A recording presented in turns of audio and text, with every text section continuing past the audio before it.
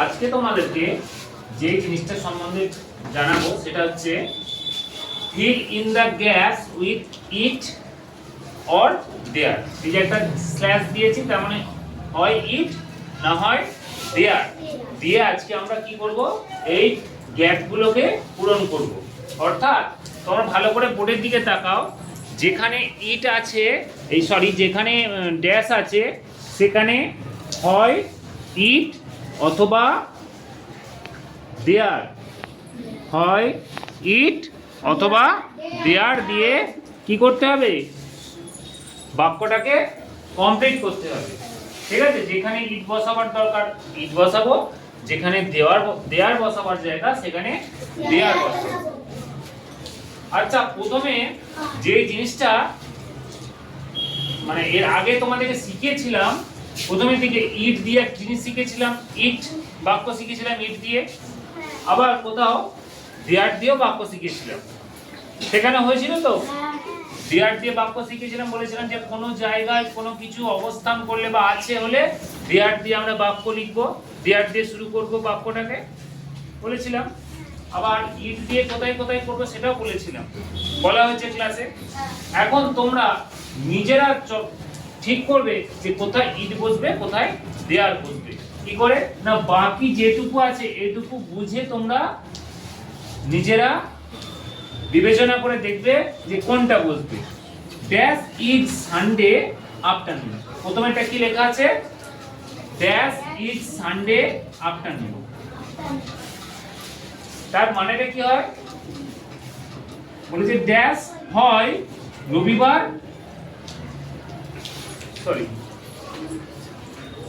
রবিবার বিকালে, তাই তো, ড্যাশ হয় রবিবার বিকালে, তাই তো। তাহলে এখানে কি হবে, দেয়ার দিয়ে হবে কি হবে? আচ্ছা, তোমরা যদি দেয়ার খাও, এখানে যদি দেয়ার বসাও তাহলে এটার কোনো মানে দাঁড়াবে না। এটা কি কোথাও কোনো অবস্থান করেছে কোথাও না। এই আফটারনুনটা রবিবারের মধ্যে কি অবস্থান এরকম কোনো বাক্য হয় না। তাহলে এইগুলো যখন সময় দিয়ে কোনো কিছু হয় ইট দিয়ে করতে হয়। ইট ইজ মানে এই হয় রবিবার বিকাল, এই হয় রবিবার বিকাল। তারপরে দেখো dash are children in the park, দেখো সেই অবস্থান করলে বা কোনো জায়গায় কোনো কিছু আছে বোঝালে আমরা কি করি, দেয়ার দিয়ে শুরু করি। কোনো জায়গায় কোনো কিছু থাকলে আমরা কি দিয়ে শুরু করি, দেয়ার দিয়ে শুরু করি।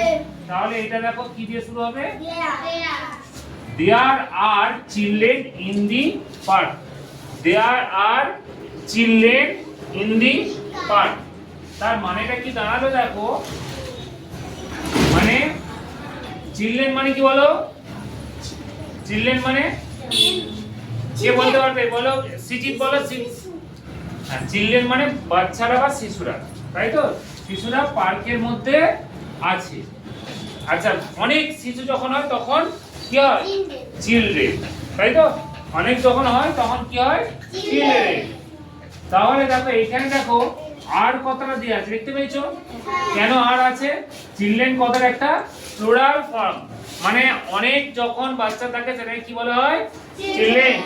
তাহলে দেয়ার are children in the park, পার্কের মধ্যে অনেক চিলড্রেন আছে। তারপর দেখো ড্যাশ, তার নিচেরটা দেখো, dash is a garden in the middle of the park. এই ড্যাশের জায়গাটা কি বসবে, ইট বসবে না দেয়ার বসবে বলো, ইট ইজ এ গার্ডেন, এটা একটা garden in the middle of the park.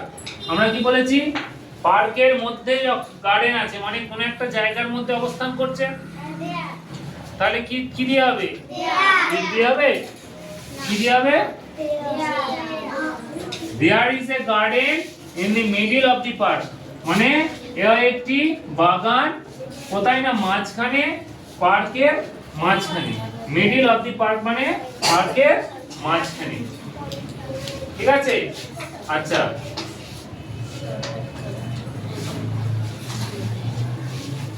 there are many flowers in the garden, এটা কি হবে বলো তো, দেয়ার হবে না ইট হবে, এই দেখো ফ্লাওয়ার্স কোথায়, গার্ডেনের মধ্যে আছে, তাই তো, গার্ডেনের মধ্যে ফ্লাওয়ার্স আছে, তাহলে তোমরা এটা কি করবে? There are many flowers in the garden. That is a beautiful scene. আচ্ছা, এটা কি কোনো কিছুর মধ্যে অবস্থান করে আছে? অবস্থান করে আছে কোনো জায়গার মধ্যে এই সিনটা? তাহলে এটা কি? It is a beautiful scene. দেখো তোমরা এই দুটো জায়গায় ইট হয়েছে, দুটো জায়গায় এই একটা ইট, এই একটা ইট, বাকিগুলো কি হয়েছে? দেয়ার। তাহলে এই যে এইটা ইট হলো, এইটা ইট হলো, বাকিগুলো দেয়ার হলো। সেন্টেন্সের মধ্যে কোথাও পার্থক্য তোমরা দেখতে পেয়েছো? পাওনি? অবশ্যই আছে। দেখো এইগুলো দেখো একটা করে ইন বা অন এরকম কিছু থাকতে পারে, অর্থাৎ কোনো কিছু হ্যাঁ হ্যাঁ হ্যাঁ, তার মানে কোনো কিছু বাংলাকে আগে জানতে হবে, অর্থাৎ কোনো কিছুর মধ্যে অবস্থান করছে বা কোনো কিছুর উপরে কোনো কিছু অবস্থান, কোনো জায়গার উপরে অবস্থান করছে, এই রকম যখন থাকবে তখন দেয়ার দিয়ে আমরা শুরু করব, বুঝতে পারছো? আর যখন এটা কোনো কিছুর মধ্যে অবস্থান করেছে কি সানডে আফটারনুন বলেছে, তাই তো? এটা বলেছে বিউটিফুল সিনস। এটা কোনো কিছুর মধ্যে অবস্থানের কোনো ব্যাপার আছে? কোনো জায়গার নাম আছে? কোনো জায়গা আছে? নেই। তাহলে এগুলো কি দিয়ে শুরু হচ্ছে? ইট দিয়ে। আর যেখানে এরকম কোনো ব্যাপার নেই, কোনো জায়গার মধ্যে কোনো কিছু অবস্থান করছে, তখন দেয়ার দিয়ে শুরু করতে হবে, বুঝতে পেরেছো? তাহলে 201 পাতারে fill in the gaps in the with it or there. It অথবা দেয়ার দিয়ে যখন গ্যাপ পূরণ করতে বলবে, তোমরা তাহলে এইটুকু বিবেচনা করবে যে কোন জায়গাটায় কোন একটা জায়গার মধ্যে অবস্থান করছে কিনা, আর সেইটা নরমাল কোনো সেন্টেন্স কিনা, এইটুকু বিবেচনা করে তোমরা ইট অথবা দেয়ার দিয়ে শুরু করবে, ঠিক আছে? আচ্ছা, এর পরে একটা দেখো 202 পাতায় তোমাদের ঠিক একইভাবে গ্যাপ পূরণ করতে বলেছে। Look at the pictures. দেখো এই ছবিগুলো দিয়েছে, ছবিগুলোর দিকে তাকাতে বলেছে। Fill in the gaps with names of colours. Colour মানে রঙের নাম লিখতে হবে। বলেছে there are many flowers in the garden. বাগানের মধ্যে অনেক ফুল আছে। Dash rose and the dash sunflower are friends. বলছে রোজের কালার কি? অনেক কালারই হয়, তবে এখানে রেড যেহেতু আছে রং, সুতরাং এটা রেড রোজ। আর সানফ্লাওয়ার মানে সূর্যমুখী ফুল, তার কালার কি? ইয়েলো। তারপরে দেখো ড্যাশ স্কাই। স্কাইয়ের মানে কি? আকাশের রং কি? ব্লু। ব্লু রেখে দেবে। আর দেখো আর নিচের দিকে আছে, এটা বলে দিই, the blue sky look so beautiful says the rose. তারপরে দেখো yes it is, I like the dash dress says the sunflower. কি হবে? গ্রিন। তাহলে ঘাসের রং কি? দেখো নিচে আছে গ্রিন। আচ্ছা, they see the white lily. The lily place with the dash lotus. Lotus মানে পদ্ম ফুল। পদ্ম ফুলের কালার কি? পিঙ্ক। তাহলে তো এইটুকু তোমাদেরকে তোমরা করে আসবে, বলে দিলাম যে কি কোনটার কি কালার, শুধু সেই কালারগুলোকে ঠিকঠাক করে বানান করে লিখে আনবে। আমি পরের দিনে বেঙ্গলি মিনিং ধরে তোমাদেরকে বলে দেবো, কেমন? ঠিক আছে, ঠিক আছে।